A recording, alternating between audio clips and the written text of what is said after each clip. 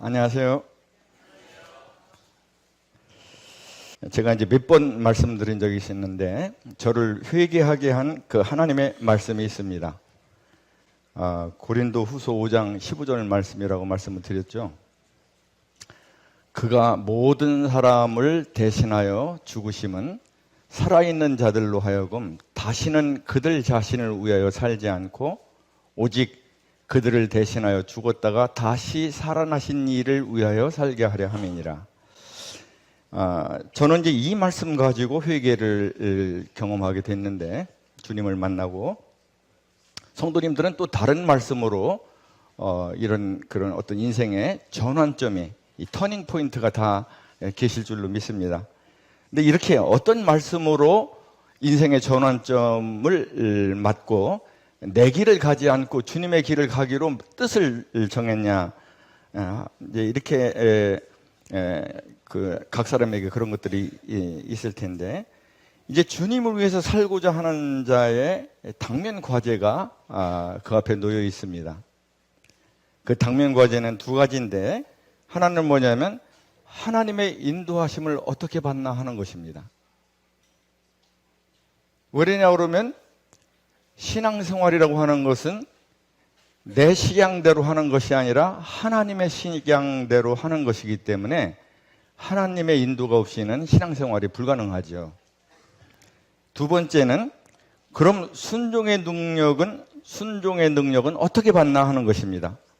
아니, 순종하면 되지 뭐 순종의 능력을 받으라고 그러냐? 그것은 사탄과 세상과 자아의 강력한 저항이 있기 때문에 그렇습니다. 내가 뜻을 정하고 주님의 길로 가려고 딱 정했을 때 그냥 거치는 것 없이 그냥 내 뜻대로 갈 수 있는 것이 아니고 사탄과 세상과 자아의 강력한 저항이 있습니다. 그렇기 때문에 순종의 능력이 필요하죠. 여기 안소 마르소를 잠깐, 이거 어떻게 하는 거예요? 요 소가 뭐라고 그랬죠? 왼쪽에 있는 소, 안소입니다. 그러니까 저 뒤에 농부가 있는데 농부의 표현해 보면 오른편에 있는 게 안소예요. 이게 마라소입니다. 자, 요 안소에 대해서 좀 살펴보죠. 자, 예를 들어서 이런 겁니다. 모든 면에서 하나님의 의를 완전하게 나타나는 삶을 산다. 이 안수 할 수 있습니까? 없습니까? 예? 할 수 있죠? 요 마라소 할 수 있습니까? 없습니까? 예? 네, 없어요. 그러면 모든 면에서 하나님의 영광을 완전하게 나타내는 삶을 산다. 요 안수 할 수 있어요? 없어요? 있어요. 마찬가지입니다. 이건 할 수 없죠. 그다음에 모든 면에서 하나님의 뜻을 완전히 순종하는 삶을 산다. 할 수 있어요? 없어요? 있어요. 없어요. 이렇게 이 능력 면에서 완전히 안수와 마라소는 차이가 나는 겁니다. 그러니까 안수는 능력이 있고 이런 지금 말한 그런 면에서 볼 때 이 마라소는 전혀 무능력해요. 자, 그럼 이 안소는 지혜와 능력 가운데에서 인도를 하죠. 그러면 요 마라소는 어떻게 안소의 지혜와 능력에 참여하냐? 딱 하나예요. 순종.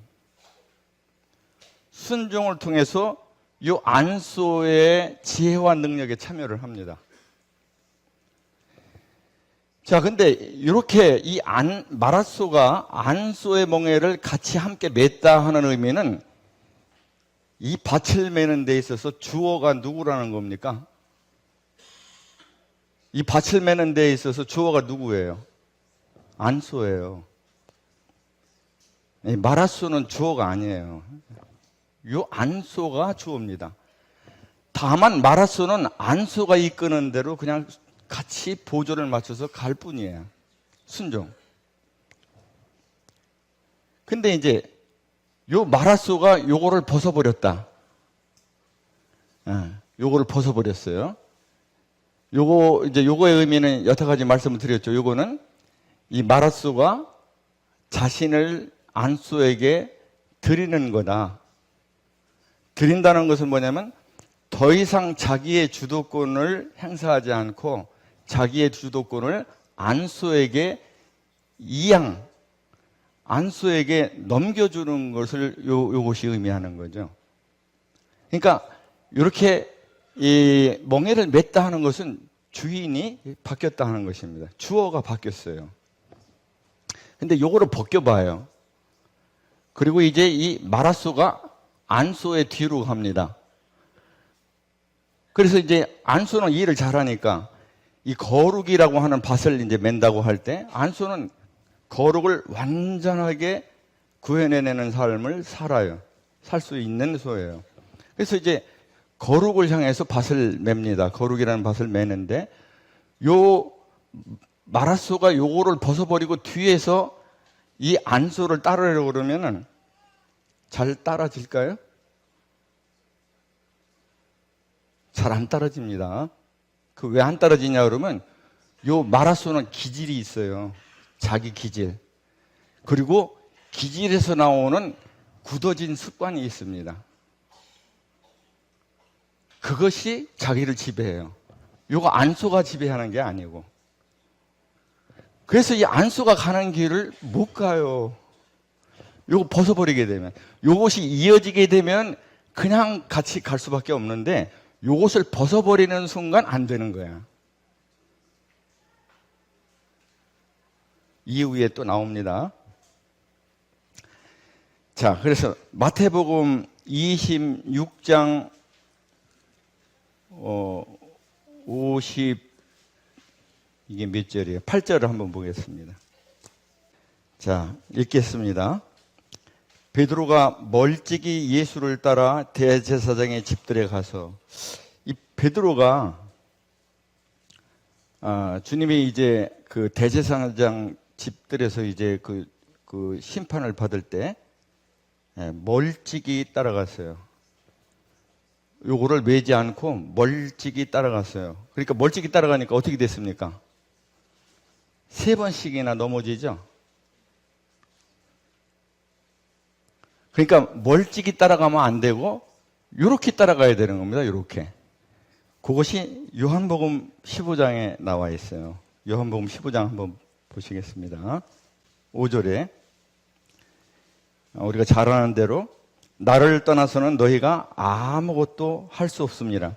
여기 나를 떠나서는 아무것도 할 수 없다는 말은 뒤집으면 뭐냐면 너희가 나한테 붙어 있어야 할 수 있다는 거예요. 주님의 길을 갈 수 있다는 겁니다. 그러니까 요거를 벗어버리고 요 뒤에서 안소를 따라가는 그런 방식으로는 안 된다는 거예요. 그래서 4절에는 그렇게 또 해놨어요. 뭐냐면 여기 가지가 포도나무에 붙어 있지 아니하면 그 붙어 있다는 말이 무슨 말인가? 요 말이에요. 요 말. 붙어 있지 아니하면 스스로 열매를 맺을 수 없다. 다시 말하면 내가 주어가 되는 삶을 살면 안소가 가는 길을 갈 수 없다 하는 겁니다. 이 뒤에 또 나오니까 그때 가서 또 하도록 하겠습니다. 이 안소가 뭘까요? 주님입니다. 하나님의 말씀입니다. 근데 하나님의 말씀이 때와 장소와 상황에 맞게 하나님의 말씀을 생각나게 하고 그것을 적용시켜서 행할 수 있게 하는 것은 성령님이시죠.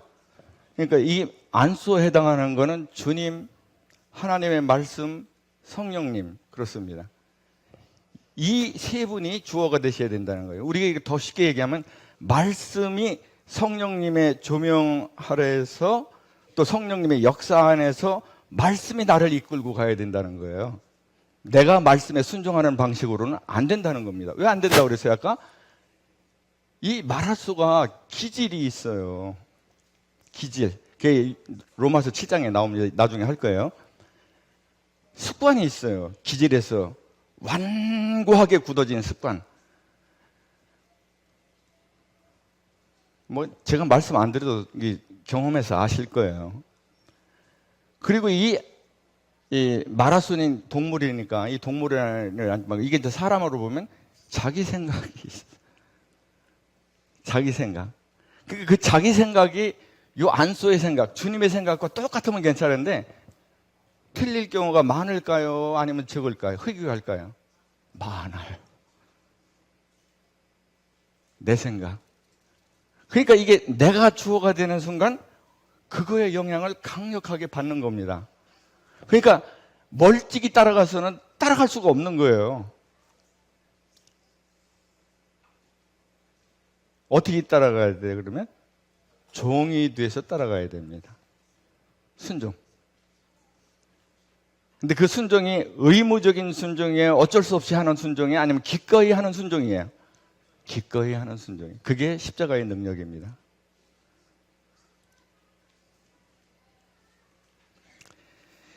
자, 순종의 능력 어떻게 받나 하는데 이것에 대한 대답이 내 멍에를 메라 하는 것입니다. 자, 문제는 주님의 멍에를 메려고 하면 자아의 방해를 받지 말아야 됩니다. 이 자아의 방해를 받게 되면 주님의 멍에를 메려야 멜 수가 없어요. 그래서 그 주님의 멍에를 메고자 하는 힘은 어디서 오나 하는 것입니다.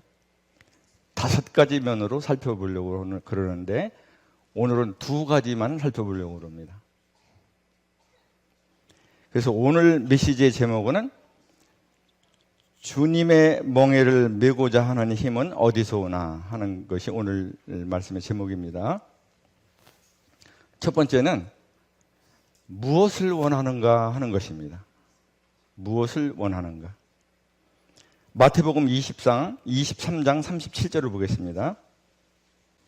제가 다 찾으신 줄 읽고 알고 이렇게 읽겠습니다. 예루살렘아 예루살렘아 선지자들을 죽이고 네게 파송된 자들을 돌로 치는 자여 암탉이 그 새끼를 날개 아래에 모음같이 내가 네 자녀를 모려한 일이 몇 번이더냐. 그러나 너희가 원하지 아니하였도다. 그러니까 우리 주님은 어떠신 분이십니까? 전능자이십니다. 그분은 하나님의 말씀이에요. 근데 그분이 의지를 세우고 모으고자 해도 인생이 원하지 않으면 할 수가 없다. 그 말씀입니다. 그러니까 여기 지금 오늘 이 첫 번째 무엇을 원하는가에서 이 무엇을 원하는가가 바뀌지 않으면 이거 멜 수 없어요.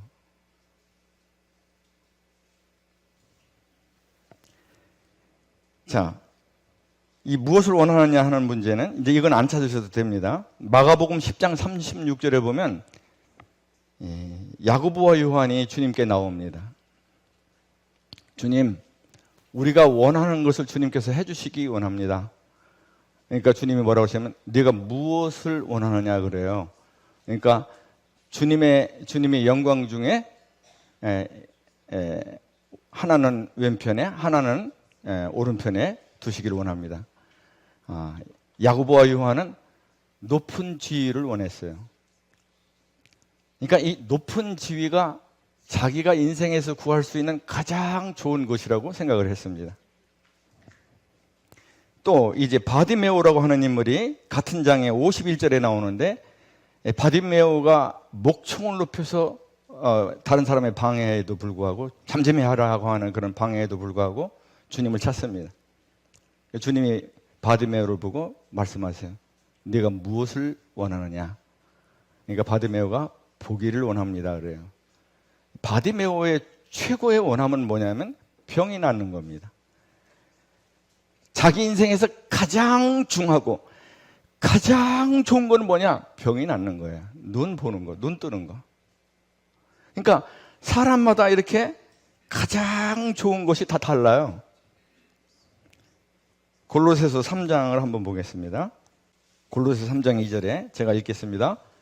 위의 것을 생각하고 땅의 것을 생각하지 말라. 여기 생각인데 생각, 원하는 겁니다. 위의 것을 원하고 땅의 것을 원하지 말라. 이제 이렇게도 해석할 수 있는 거예요. 자, 한번 보겠습니다. 마태복음 8장 34절을 보겠습니다. 온 시내가 예수를 만나려고 나가서 보고 그 지방에서 떠나시기를 간구하더라.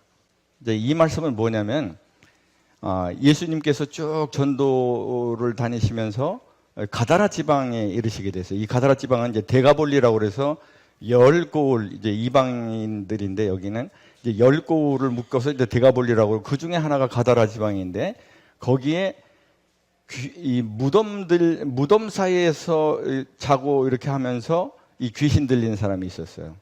근데 이 귀신이 그냥 이 귀신 하나가 들린 게 아니라 군대 귀신이 들린 그런 사람입니다. 그래서 쇠고랑으로 팔다리를 묶고 나도 소용이 없어요. 이거 다 끊어버려요. 이게 얼마나 귀신의 능력이 강력한지. 그래서 아무도 그를 제어할 자가 없어요. 근데 주님이 그 귀신은 군대 귀신을 쫓아내고 그때 군대 귀신이 원하죠. 우리를 저 돼지가 있는 돼지떼에게 보내달라. 근데 이제 돼지를 기른다는 말은 말하면 그 지방이 무슨 지방이라는 거예요? 이방인의 지방이라는 거예요. 이방인. 그래서 주님께서 가라 그랬더니 그 돼지 2,000마리가 그냥 몰살을 하잖아요. 물에 빠져가지고. 그러면 이 귀신이 떠나는 이 강력한 능력이 어디서 오나라고 생각하고 저분은 뭔가 우리하고 다르구나. 저분에게는 생명이 있구나 이렇게 생각하고 그것에 대해서 그분에게 찾고 구해야 될 텐데 이분들이 예수님을 보고 뭐라냐면 우리 중에서 떠나시기를 간구했다는 거예요. 여기 간절히 구했다는 거예요. 왜 그랬을까요? 재정적인 손실이 너무 크니까. 그럼 이 사람들이 가장 원하는 건 뭐예요? 땅의 거예요. 돈. 그게 주님보다 더 귀한 겁니다. 그러니까 주님 보고서 떠나달라고 그러는 거예요. 요한복음 12장을 또 보겠습니다. 20절에서 21절에 보면 명절에 예배하러 올라온 사람 중에 헬라인 몇이 있는데 갈릴리 베세데 사람 빌립에게 가서 청하여 이르되 선생이여 우리가 예수를 배웁고자 하나이다. 그 먼저도 이방인이고 이 사람들도 이방인이에요. 헬라인이니까 이방인인데 이 사람들은 뭐냐면 예수님을 뵙기를 원하는 거예요. 일부러 찾아와서. 그러니까 똑같은 이방인인데 구하는 게 달라요. 한 사람 무리들은 땅의 것을 구하고 한 사람 무리는 영생을 하여 예수님을 만나고자 하여 청탁을 넣습니다. 예수님의 제자에게. 이렇게 원하는 것에 따라서 그 인생이 가게 돼 있어요. 무엇을 원하느냐에 따라서.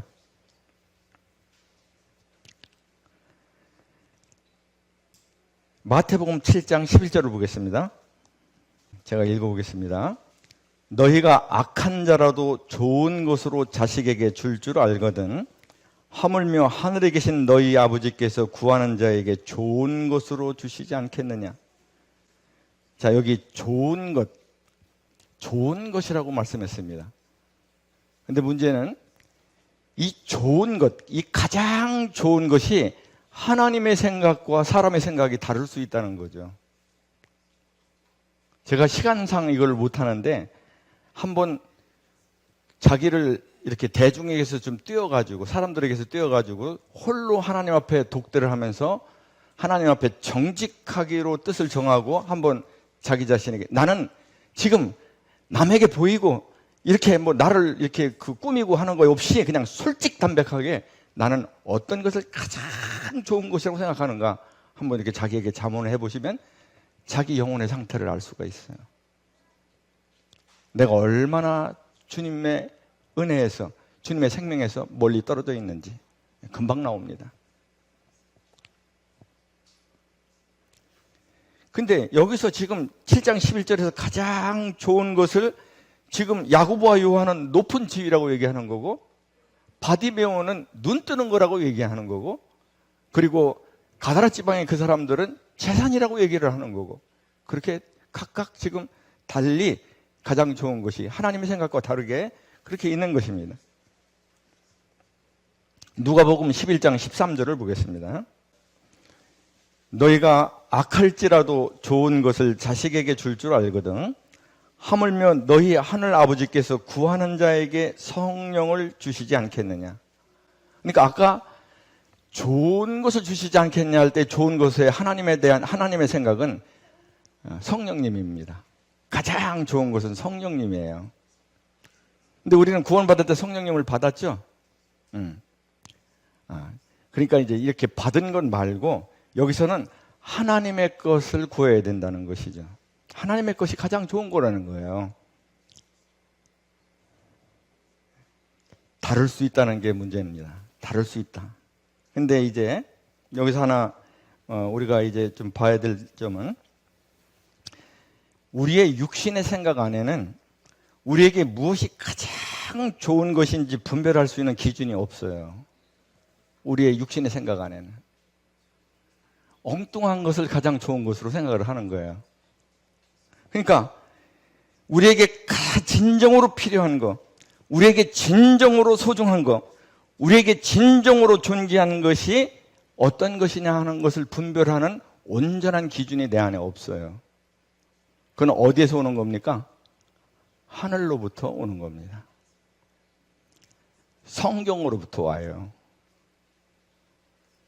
성경에서 성령님의 비추심에 따라서 그 가치를 깨닫게 될 때, 그때 기준이 우리 마음 가운데 딱 하나님의 것이 최고야, 이게 가장 중요한 거야 라고 하는 기준이 딱 서면서 그 기준에 따라서 생각하게 되어 있는 겁니다.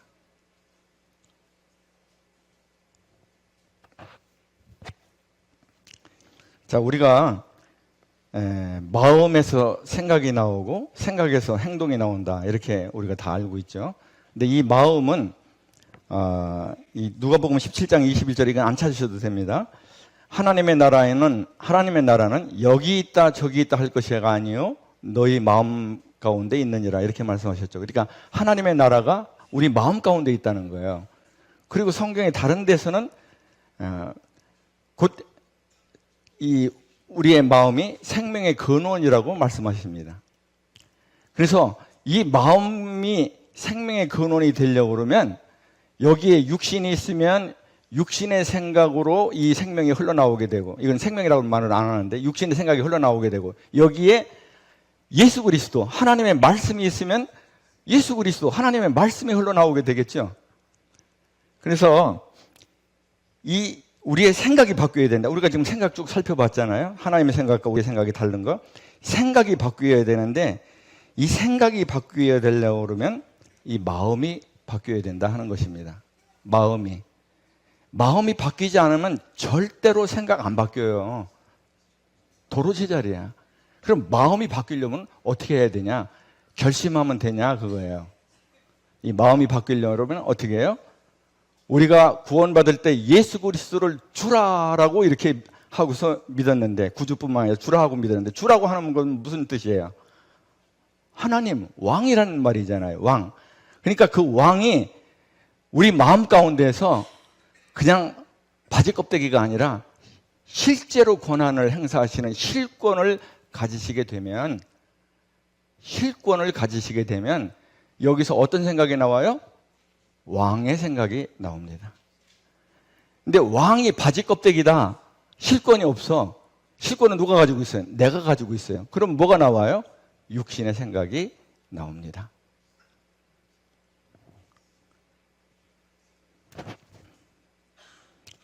민수기 14장 9절을 보겠습니다. 다만 여호와를 거역하지는 말라. 또 그 땅 백성을 두려워하지 말라. 그들은 우리의 먹이라. 그들의 보호자는 그들에게서 떠났고 여호와는 우리와 함께 하시느니라. 그들을 두려워하지 말라 하나. 자, 여기 9절에 보면, 자, 이 여호수아와 갈렙의 마음 가운데는 하나님이 여기서 왕권을, 실권을 가지고 계신 겁니다. 그래서 왕의 생각이 나와요. 그래서 여호와를 거역하지 말라라고 하는 말은 그 생각은 어떻게 해서 나오는 거예요? 여호와가 내 안에서 실권을 가지실 때 나오는 생각이에요. 60만이잖아요. 20세 이상 60만. 그 중에서 여호와를 거역하지 말라 하는 사람은 3사람밖에 없다니까요. 모세, 여호수아, 갈렙. 나머지는 여호와를 거역하지 말라라는 생각이 안 나요. 왜? 여기서 하나님이 실권이 없어요. 누가 실권이에요? 내가 실권이에요. 내가 실권자예요.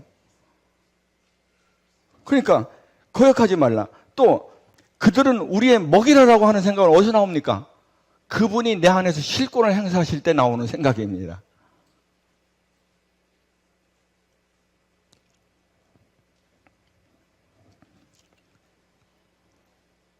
민수기 13장 33절 여기 안 찾아보겠는데 우리는 우리가 보기에도 메뚜기 같다. 이거는 어떤 때 나오는 생각이에요? 내가 실권을 행사할 때 나오는 생각입니다.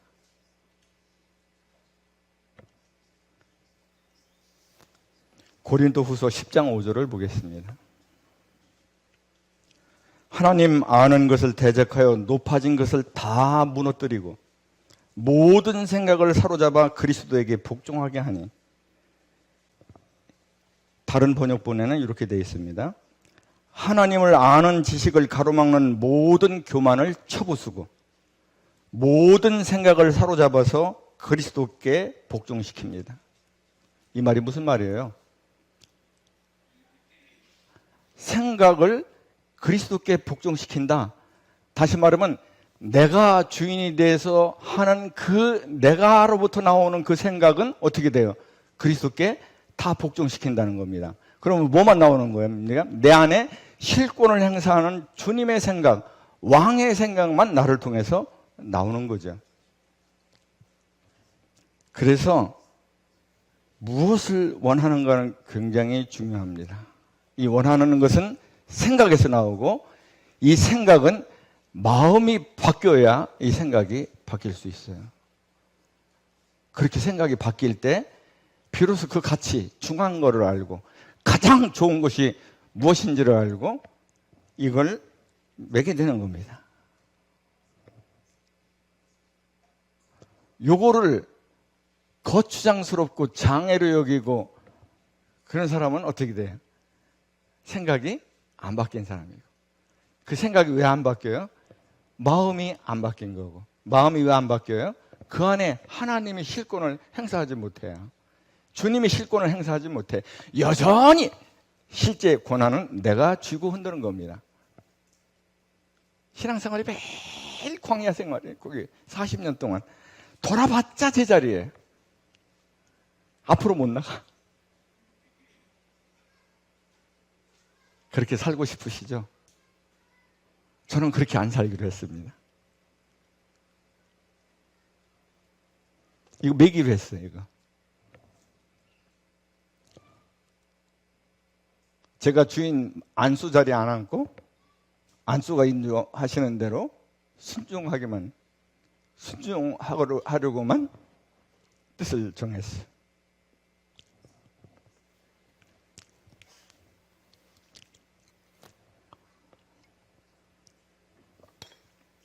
두 번째, 겸손입니다. 겸손. 겸손은 자신의 죄성과 한계를 인정하고 하나님께 의지하는 자세다. 이게 어디서 나온 거라고요? 성경사전에 나오는 정의입니다. 제가 이제 그 성경사전에 이름도 막 얘기했는데 그거는 이제 안 되겠더라고요. 그거 선전하는 것처럼 돼가지고. 근데 자신의 죄성과 한계를 인정하고 그러니까 말이 길잖아요. 요거를 좀 짧게 축약하면 어떻게 될까요? 나를 의지하지 않고 하나님께 의지하는 자세입니다. 요 나는 어떻냐? 죄성과 한계를 지닌 나입니다. 그러니까 나 의지하지 않는 거예요. 거기 의지해봐야 거기는 출구가 없어요. 나를 의지하지 않고. 의지하지 않는다는 뭐예요? 안소의 자리에 안 서는 거예요. 마라소의 자리에 서는 겁니다. 그래야 거룩이라는 밭을 맬 수가 있어요.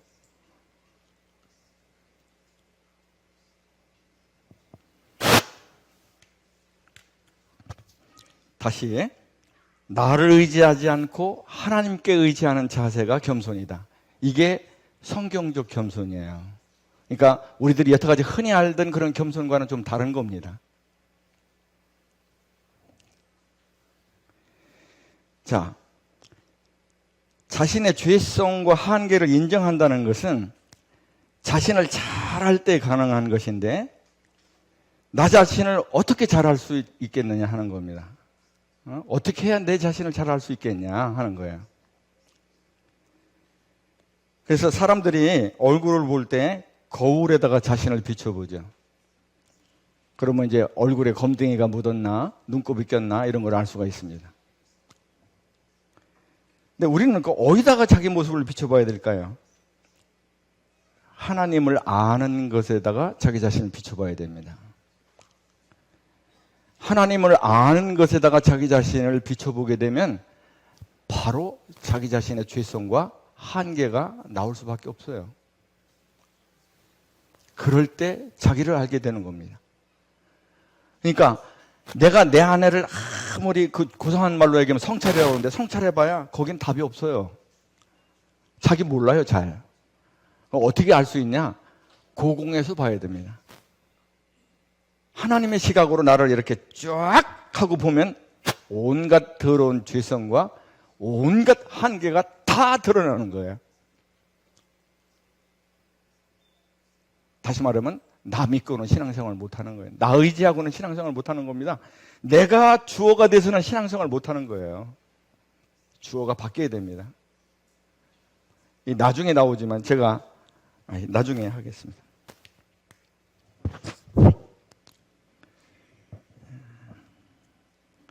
자, 그래서 하나님 앞에서 자신이 어떠한 자인지를 깨닫게 되면 자신의 죄성과 한계를 인정하게 되어서 나를 의지하지 않고 하나님 쪽 곧 주님을 의지하게 되어 있는 것입니다. 이것이 겸손이에요. 그래서 주님의 멍에를 메고 주님이 이끄시는 대로 주님과 함께 동행할 때, 주님과 함께 동행한다는 말은 뭐예요? 주님께 순종할 때 비로소 겸손이 온전해지고 견고해진다 하는 것이죠.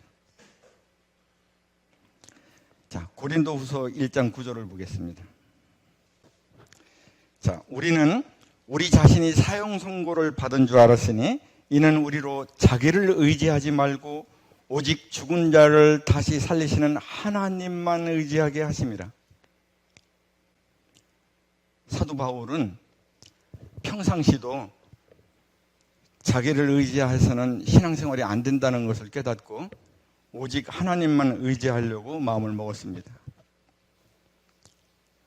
그것이 갈라디아서 2장 20절이에요.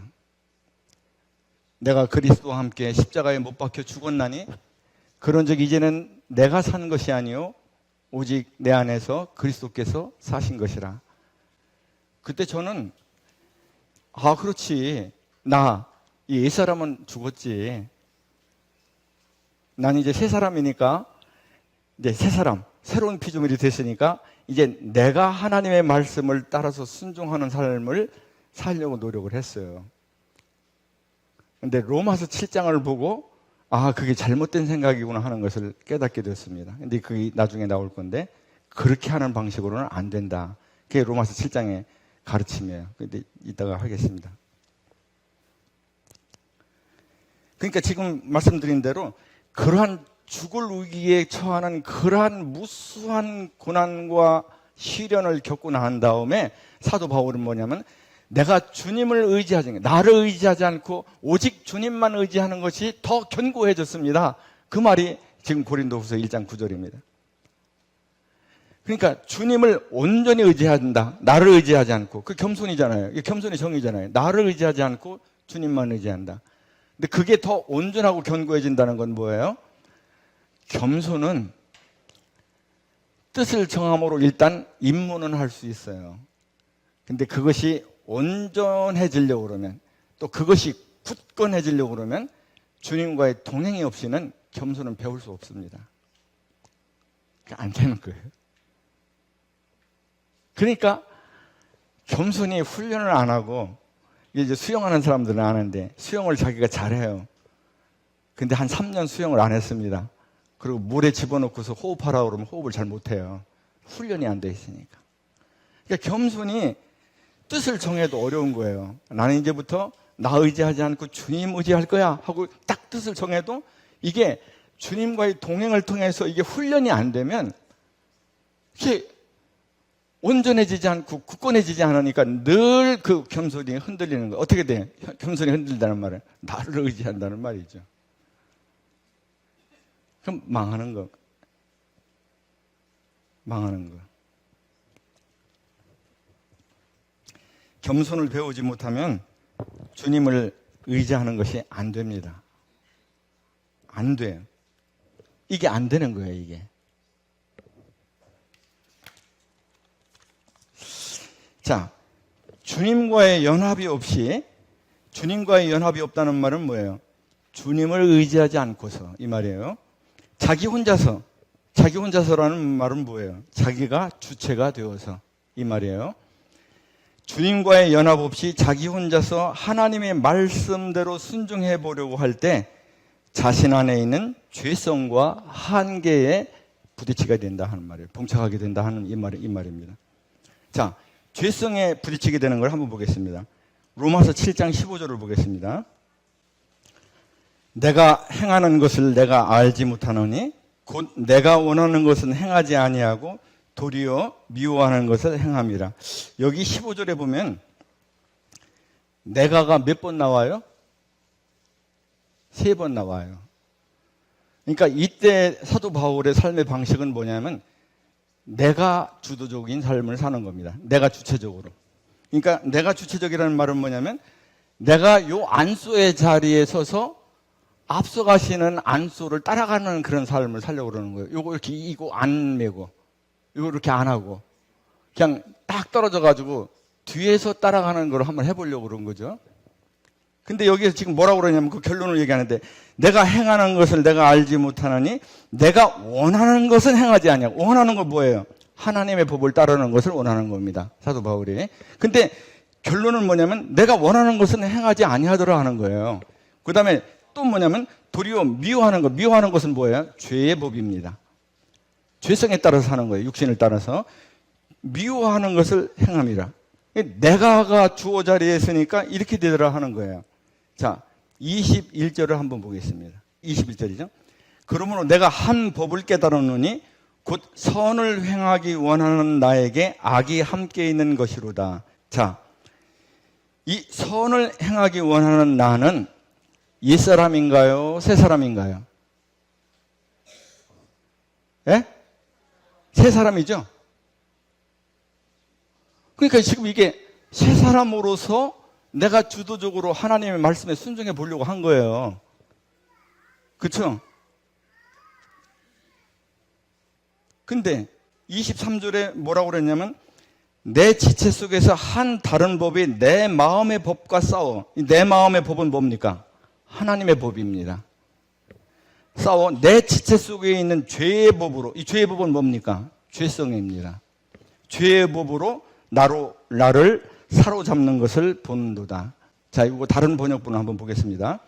내 지체에 있는 다른 법이 있어서 내 마음의 법과 맞서서 싸우며 내 지체에 있는 죄의 법에 나를 포로로 만드는 것을 봅니다.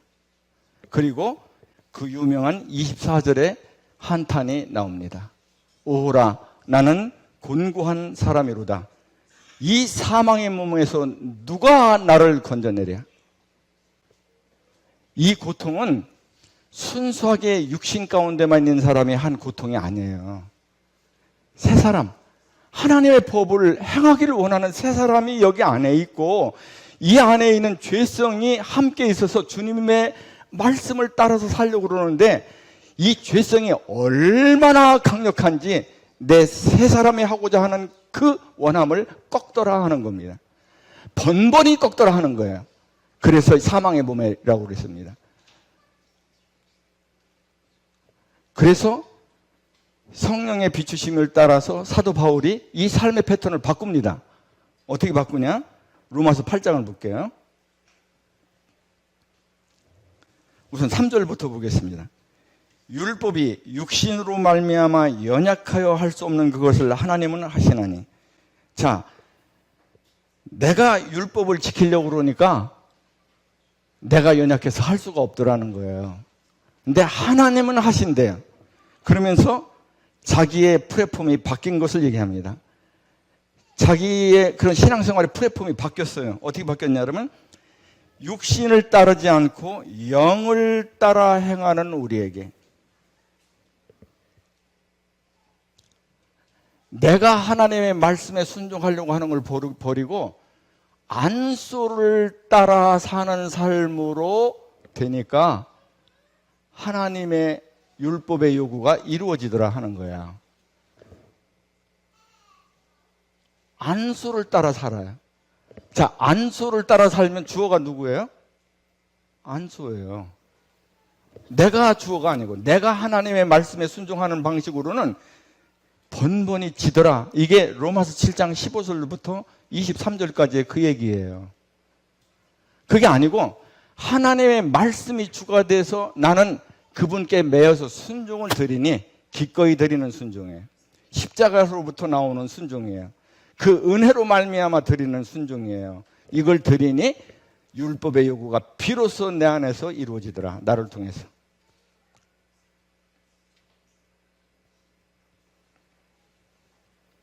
이게 죄성에 봉착하는 겁니다. 두 번째는 한계에 봉착하는 거예요. 한계. 어떤 때에 봉착하냐? 갈릴리 폭풍 속 배 위에서 주님께서 내게 오라는 명령을 들게 될 때, 또 오병이어의 언덕 위에서 주님께서 너희가 먹을 것을 주어라라고 하는 그런 명령을 들을 때, 그때 우리의 한계를 절감하게 되죠. 어떤 분은 그렇게 얘기합니다. 그런 초자연적인 현상은 성경이 완성되기 전에만 있는 건데 지금은 그런 초자연적인 그런 게 없지 않냐. 그러면 다른 걸로 되죠. 그러면 내가 거룩하니 너희도 거룩하라. 이건 어떻습니까? 여기서 우리 보고 거룩하라고 하는 말은 그냥 우리가 생각할 때 상대적으로 거룩한 그걸 얘기하는 게 아니라 절대적 거룩을 얘기하는 겁니다. 하나님의 거룩을 얘기하는 거예요. 하나님의 거룩으로 거룩해라. 그러면 우리의 한계에 부딪히지 않겠습니까? 한계에 부딪히게 됩니다. 그 한계에 부딪히게 될 때, 그때 아까 고린도후서 1장 9절에서 얘기한 것처럼 자신을 의지하지 않고 하나님만 의지하는 것으로 턴을 하게 되는 거죠.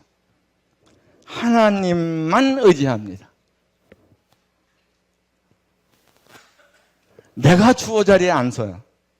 다릅니다. 이제 그걸 예를 들어 드릴게요. 자, 누가복음 5장 5절을 보겠습니다. 시몬이 대답하여 이르되 선생님, 우리들이 밤이 새도록 수고하였으되 잡은 것이 없지만은 말씀에 의지하여 내가 그물을 내리리이다 하고. 자, 여기 보면은 시몬 베드로가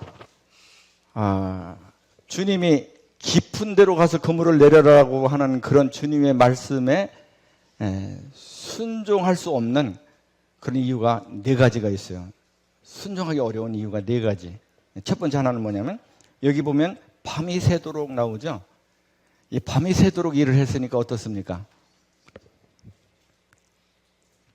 피곤하고 졸린 상태입니다. 그러니까 피곤하고 졸리니까 어떻게 해요? 만사가 다 귀찮아요. 두 번째는 그물을 씻는지라 그랬죠. 요 위에 보면은 그물을 씻는지라. 2절에 그물을 씻는다. 이 말은 뭡니까? 볼장 다 봤다 하는 겁니다. 제가 약국을 하는데 컴퓨터가 두 대가 있어요. 서버 컴퓨터가 있고 이제 카운터에 이제 클라이언트 컴퓨터가 있는데 켜려면 이 두 가지를 다 켜야 됩니다. 근데 이제 퇴근 때가 되면 이걸 다 꺼요. 다 껐다는 말은 뭡니까? 볼장 다 봤다 하는 겁니다. 근데 손님이 와서 어떻게 해요? 이렇게 들고 와. 이게 뭡니까? 처방전. 약 지어주세요. 아유. 그냥 100m를 9초속도로 뛰어나가고 싶어요. 근데 그 물을 씻어서 이제 이미 다 일본 못 가봤는데 이게 다 끝났는데 또 가서 그 물을 내리라고 그러는데 그 내리라고 하는 곳차도 자기가 동의할 수 없는 곳이에요. 깊은 곳. 하여튼 그래요. 볼장 다 봤어요. 어려워요. 세 번째는 뭡니까? 경험입니다. 이 사람들이 갈릴리에서 잔뼈가 굵은 어부들이거든요. 그러니까 어디에 가면 어떤 포인트에 고기가 많은 거를 다 알죠. 근데 밤이 새도록 그 포인트마다 쫓아다니면서 다 문제인데 한 마리도 못 잡았어요. 그건 뭘 얘기하는 거예요? 경험상 주님은 목수 아닙니까? 저는 여기서 잔뼈가 굵었거든요. 경험 법칙으로 볼 때 그거 아닙니다. 세 번째 이유예요. 네 번째 이유는 뭐냐면 어부들이 가지고 있는 상식이에요. 깊은 데서는 물고기가 잡히지 않는다. 네 가지가 있어요. 근데 베드로는 어떻게 하냐 그러면 이 생각을 다 내려놨어요. 그리고 말씀을 의지한대요. 그러니까 베드로가 나를 의지하면 어떻게 하겠어요? 네 가지 생각 붙드는 거죠. 근데 하나님의 말씀, 주님의 말씀을 의지하면 어떻게 했어요? 내 생각 다 내려놓는 거예요. 내 생각은 중요한 게 아니야. 왜냐면 그분이 왕권이니까. 그분이 왕권이니까. 두 번째는 사도행전 23장을 보겠습니다. 1절부터. 바울이 공회를 주목하여 이르되 여러분 형제들아 오늘까지 나는 범사의 양심을 따라 하나님을 섬겼노라 하거늘. 이게 지금 누가 얘기하는 거예요? 바울이 하는 거죠. 대제사장 아나니아가 바울 곁에 서 있는 사람들에게 그 입을 치라 명하니 3절 바울이 이르되 회칠한 담이여 하나님이 너를 치시리로다. 네가 나를 율법대로 심판한다고 앉아서 율법을 어기고 나를 치라 하느냐 하니. 자, 여기 먼저 이 앞에 사도행전 24장을 잠깐 넘어가서 볼 텐데 사도행전 24장 16절을 한번 보세요. 이것으로 말미암아 나도 하나님과 사람에 대하여 항상 양심에 거리낌이 없기를 힘쓰나이다. 그러니까 사도 바울은 어떻게 살아왔어요? 다메섹에서 부르심을 입은 다음에 그 다음에 자기는 항상 자기 양심에 거리낌이 없이 살려고 노력하고 그렇게 살아왔다는 겁니다. 근데 지금 23장에서 바울이 나는 범사의 양심을 따라 하나님을 섬겼노라 그러는데 그 입을 치라는 거예요, 아나니아가. 그러니까 3절의 반응이 나왔어요. 이게 맞아요, 틀려요? 맞아요. 팩트예요, 이거는 맞는 겁니다, 바울이. 근데 그 다음에 어떻게 돼요? 곁에 선 사람들이 말하되 하나님의 대제사장을 네가 욕하느냐? 그러니까 5절에 어떻게 합니까? 바울이 이르되 형제들아 나는 그가 대제사장인 줄을 알지 못하였노라 기록하였으되 너의 백성의 관리를 비방하지 말라 하였느니라. 만약에 사도 바울이 자기가 주어가 돼서 이 자리에 있으면 어떻게 하겠어요? 3절의 반응이 나오는 거죠. 3절. 회칠한 담이야. 하나님이 너 칠 거야. 율법대로 심판한다고 앉아서 율법을 어기고 자빠졌냐? 이렇게 되는 거죠. 자빠졌냐는 취소입니다. 하다 보면 좀 이렇게 오버하는 게 있어가지고. 근데 내가 주어가 아니고 하나님의 말씀이 주어니까 어떻게 해요? 나는 그가 대제사장인 줄 알지 못했노라 하고 내가 잘못했다고 바로 엎드리는 겁니다. 이게 내가 주어가 될 때 하고 하나님이 또는 하나님의 말씀이 또는 성령이 주어가 될 때 오는 다른 점이에요. 달라요.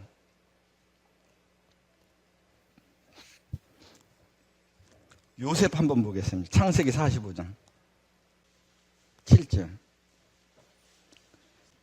하나님이 큰 구원으로 당신들의 생명을 보존하고 당신들의 후손을 세상에 두시려고 나를 당신들보다 먼저 보내셨나니. 요셉의 말이죠. 근데 형들이 요셉에게 어떻게 했습니까? 특히 이제 그 세겜에서 한 짓을 보면 시므온과 레위의 짓일 것 같은데 성경에는 없습니다. 시므온과 레위가 어떻게 했냐 그러면 요셉을 죽이려고 했어요.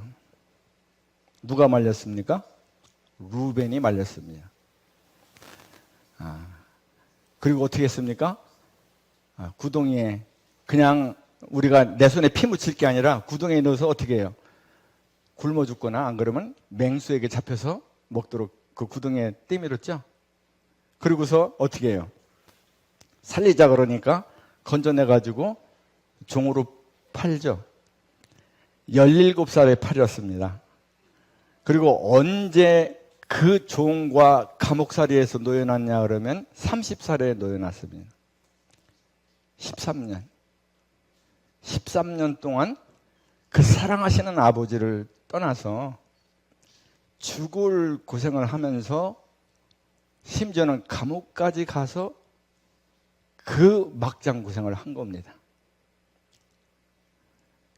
저는 어떤 게 가장 가슴이 아프냐면 술 맡은 관원장의 꿈을 해몽을 해주잖아요. 복직이 되잖아요. 그 부탁을 해요. 요셉이. 당신이 이 관작이 복직이 되면은 나를 기억해서 나의 억울함을 바로에게 좀 얘기를 해주고 나를 이 감옥에서 내주십시오. 성경에 보니까 2년 동안 감감무소식인 거예요. 그게 신락 같은 희망인데 그 2년 동안 이 요셉의 마음은 어떻겠습니까? 앞이 안 보이는 거예요. 나 이렇게 인생이 끝나나 보다. 근데 그 형제들이 앞에 와 있는 겁니다. 나를 죽이려고 주도적으로 루벤이 안 말렸으면 나를 죽일 수 있는 그 시몬과 레위 그리고 거기에 부하내동하는 그 무리들, 작당들 그리고 그거는 뭐냐? 이게 완전한 한 피가 아니네요. 이복이야, 이복. 그러니까 어떻게 하게 되겠습니까? 내가 이제 이렇게 잘 되고 그러는데 이게 과거인데 다른 사람은 조금 봐주고 근데 시몬과 레위 너희하고는 내가 너무 힘들어. 나 너희하고는 이제는 상종을 안 할 거야 하고 그 사람들한테 등을 딱 돌려서 너하고는 안 놀아 그랬으면 어떻게 될까요? 이게 하나님의 큰 그림이 깨지는 겁니다. 만약에 그때 레위를 탁 엘리트가 아니라 딜리트 해버렸다면 모세는 날아가는 겁니다. 그죠? 누가복음 5장 5절에서 얻을 수 있는 교훈은 뭐냐면 내가 주어가 돼서 내 생각대로 살면 하나님을 경험하지 못하게 된다. 근데 이게 굉장히 중요한데 왜 중요하냐면 하나님을 경험해야 신뢰가 생겨요. 아니 신뢰가 생겨야 그분께 내 인생을 맡겨드리고 그분을 의지할 거 아닙니까? 신뢰가 형성이 안 돼 있는데 그분에게 어떻게 내 인생을 맡겨드리고 그분을 어떻게 의지하겠어요? 근데 이 신뢰는 경험할 때 생기는 거라니까요. 다시 얘기하면 내가 주어가 돼서 내 생각대로 살면 하나님을 경험하지 못하게 된다.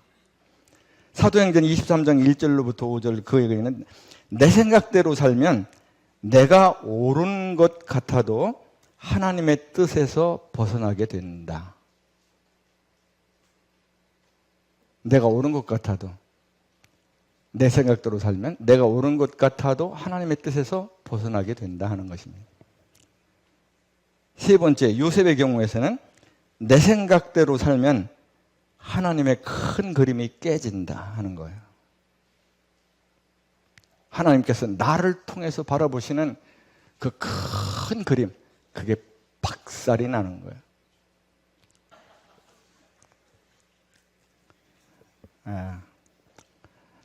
결론적으로 이 자리에 서지 않는 저와 여러분이 되시기를 바랍니다. 감사합니다.